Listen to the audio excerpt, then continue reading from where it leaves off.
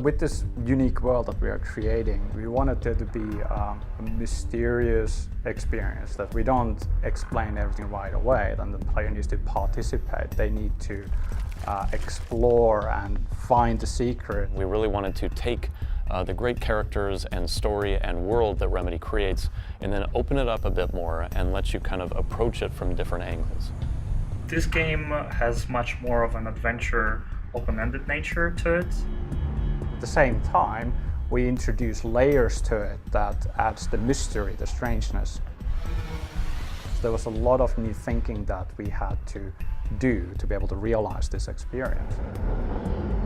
More open-ended games pose different challenges for guiding the player. A few of the ways that we do that are through our map that the player can bring up to see kind of where they are. And then we also use signage in the world and landmarks to help you orient yourself. We do also try to make each area of the world a little bit more distinct, and so that you can really get a sense that you are traveling somewhere new and unique. There's a lot of different challenges to destruction. You almost have to design the whole game around destruction. But it's definitely one of the things people enjoy doing most, is just wrecking shop.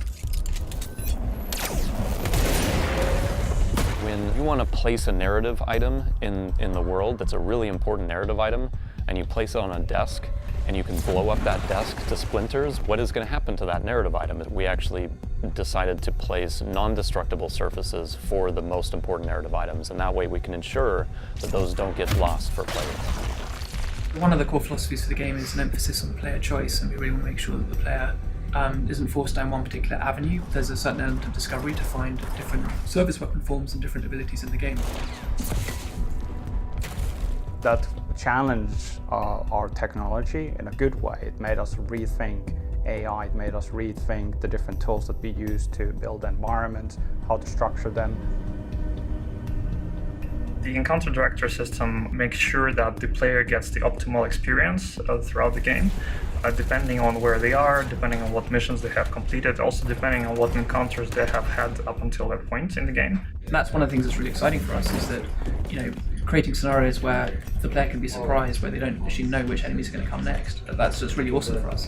You really do want to feel like you have a lot of options, that for whatever scenario or situation with enemies or whatever weird things that I can't even mention yet are going to happen in the world, that you can find interesting ways of approaching that. And so it's really about a call and a response.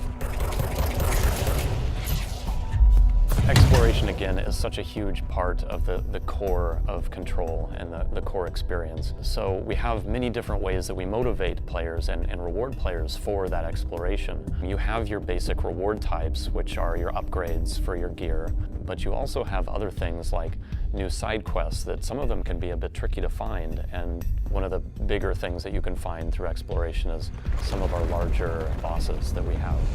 We have some very strange situations with bosses in this world.